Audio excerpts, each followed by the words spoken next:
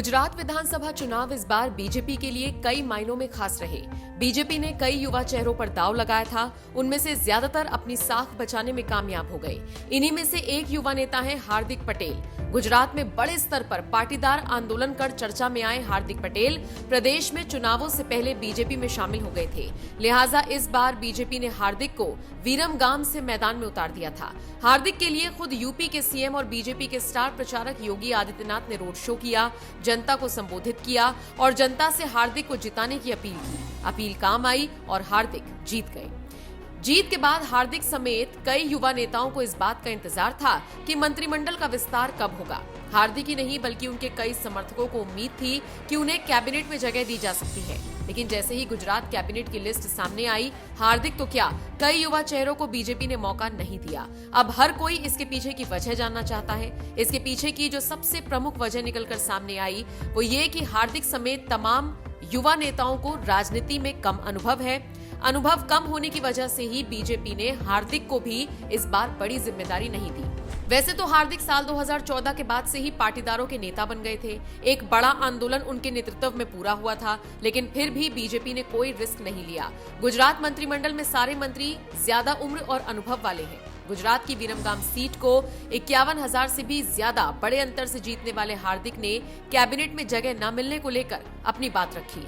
एक news channel को दिए गए इंटरव्यू में हार्दिक ने कहा, मैं बहुत युवा विधायक हूं, मैं सिर्फ पार्टी के लिए काम करने में विश्वास रखता हूं।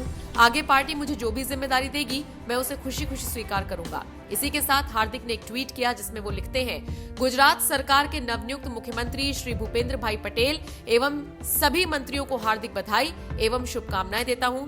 यशस्वी प्रधानमंत्री श्री नरेंद्र मोदी जी और गृह एवं सहकारिता मंत्री श्री अमित शाह जी के नेतृत्व तथा मार्गदर्शन में गुजरात विश्व की नई ऊंचाइयों तक पहुंचेगा। अब हार्दिक को बड़ी जिम्मेदारी बीजेपी कब देगी ये तो आने वाला वक्त ही बताएगा।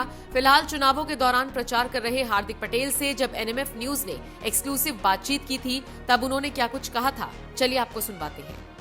फ्री से याद आया, दिल्ली और पंजाब में सरकार चला रहे हैं केजरीवाल। वो कह रहे हैं कि 3,000 हर महीने बेरोजगारों को बिजली और लाइट फ्री देंगे। क्या आप सोच रहे हैं कि इसका असर यहाँ कुछ पड़ेगा? जो लोग फ्री की बात करते हैं ना, वो निकम्मे बनाने की बात करते हैं। हमारे यहाँ का नौजवान फ्री में कुछ नहीं लेना चाहता, अपने बाहुबल के दम पे लेना चाहता है। और वो बाहुबल का दम है कि उसको मेरिट के आधार पर रोजगार मिल जाए, मेरिट के आधार पर सम्मान के साथ नौकरी मिल जाए। और यहाँ पर हमारी जो कंपनियाँ, मंडल में बहुत सारी नेशनल और मल्टीनेशनल कंपनियाँ आई है, या सानंद में भी बहुत सारी नेशनल और मल्टीनेशनल कंपनियाँ हैं, लेकिन कांग्रेस के विधायक ने कभी भी इन नौजवानों को वहाँ रोजगार मिले उसके लिए लड़ाई नहीं लड़ी। मैंने अपने घोषणा पत्र में लिखा है कि जब मैं इन लोगों के आशीर्वाद से जब गांधीनगर जाऊंगा तो सबसे पहला काम करूंगा कि यहाँ की कंपनियों में मेरे नौजवानों को वहाँ नौकरी मिले। जहाँ प्यार से बात होगी वहाँ प्यार से करेंगे और जहाँ दम लगा के करना पड़ेगा वहाँ दम लगा के भी अपने नौजवानों को नौकरियाँ दूंगा। मेरी तरफ से आखिरी सवाल, उसके बाद हमारी सहयोगी नम्रता के 2 सवाल होंगे।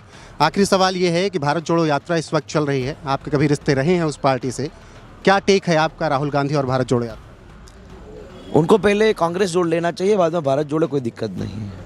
जो लोगों की, जिस नेता की पार्टी में ही टूटा फूटा बिखरा हुआ सब कुछ चीज़ें है, वो कहेंगे कि मैं भारत जोड़ रहा हूँ। हार्दिक को क्या बात चुभ गई जो छोड़ना पड़ा? राम मंदिर पर स्टैंड नहीं क्लियर किया, धारा 370 हटाई गई कश्मीर से, हमारे पंडितों को वहाँ सुरक्षा मिली, तो कांग्रेस को अपना स्टैंड क्लियर करना चाहिए था, क्यों नहीं किया? और जब अभी राहुल गांधी भारत जोड़ो यात्रा कर रहे हैं उसमें मेगा पाटकर को लेकर क्यों घूम रहे हैं? यही मेगा पाटकर ने हमारे गुजरात में नर्मदा कैनल का पानी गाँव तक न पहुँचे इसलिए विरोध किया था। सहयोगी नम्रता के 2 सवाल हैं उसके। हार्दिक, मेरा एक ऐसा सवाल है, अगर आपको बुरा ना लगे तो मैं पूछूं। सवाल ये है, बहुत अच्छी बात है फिर तो। सवाल ये है कि कुछ लोग आपसे यहाँ पर भी नाराज़ हैं क्योंकि हम पूरे गांव में सुबह से घूम रहे हैं, बहुत सारे लोगों ने आपका समर्थन किया।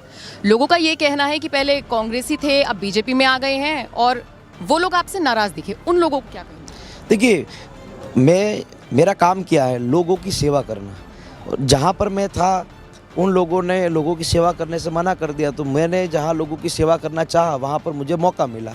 निश्चित रूप से मैं ये मानता हूँ, बहुत बड़ा तहसील है, अगर 1-2 लोग मेरा विरोध करेंगे तो मैं उनको कुछ नहीं कह सकता, विरोध करने का सबको अधिकार है।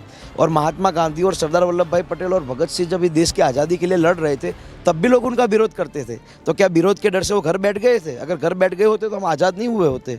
तो विरोधी विरोध करेंगे। और गजब की बात है हमारी संस्कृति में कि हमारे घर में जब शादी होती है तो बुआ सबसे पहले विरोध करती है। लेकिन फिर भी शादी तो करते हैं ना बुआ को मना के।